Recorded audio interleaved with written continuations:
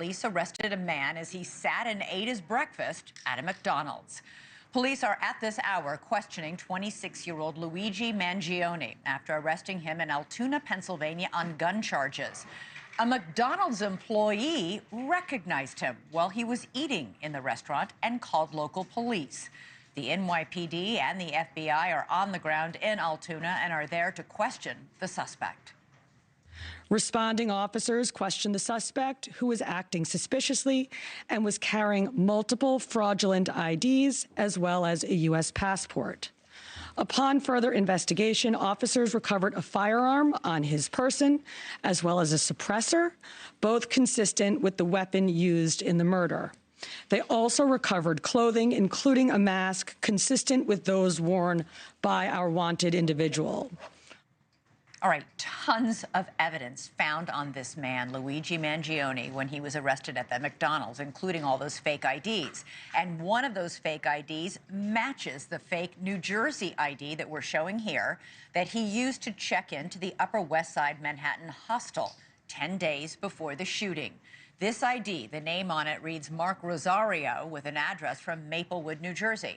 It was at that New York City hostel where the picture of the suspect's entire face was captured on a security camera during a flirtatious moment, if you can believe it, with the desk clerk. Mangione had several other fake IDs as well as his passport, although the NYPD does not believe he was planning to flee the country. The gun he was found with is most likely a ghost gun, and ballistic testing is needed to further link it to the shooting. But what is most shocking is if it were not for this McDonald's employee, this suspect would have continued to elude police. We did not have his name prior to today. The gun appears to be a ghost gun, may have been made on a 3D printer. The capability of firing a 9mm round, obviously that will come out during our ballistics testing. All right, now the question is why? Why did this happen?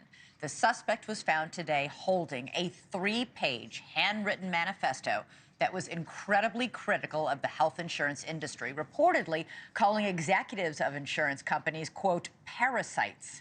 Remember, the crime scene, those words, deny, defend, depose, all found written on the bullets and the casings, language that is used by health insurers to deny people medical claims.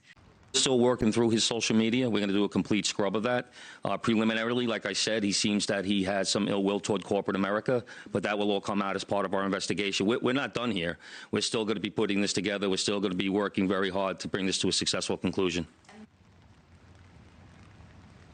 And a successful conclusion, of course, for the NYPD would not only be an arrest, but a conviction. And that is where they're going to need to, cross their T's and dot their I's. And Elizabeth, I have to tell you, there is a lot of forensic evidence that is going through testing right now. We mentioned the backpack, the bullet casings. There was also a water bottle found at the scene that had a partial fingerprint on it of the protein bar. There was a wrapper from a protein bar. There was a cell phone that was dropped along the route where the killer took. I'm actually standing right here on the edge of Central Park, which is where investigators were still searching up until this morning for the murder weapon that it does seem they believe they may have at this point. But I'm standing along the route that the alleged killer took out of the park before he escaped uptown, entered a bus terminal, and got on a bus out of state. Now, it seems that this alleged killer went to Altoona. Now, to be clear, at this point, he has not yet been charged with Thompson's murder, Elizabeth. All right, Caitlyn Becker reporting live from the scene of the escape route through New York City. Thank you so much. Thanks so much for watching. Go to joinnn.com to find NewsNation on your television provider.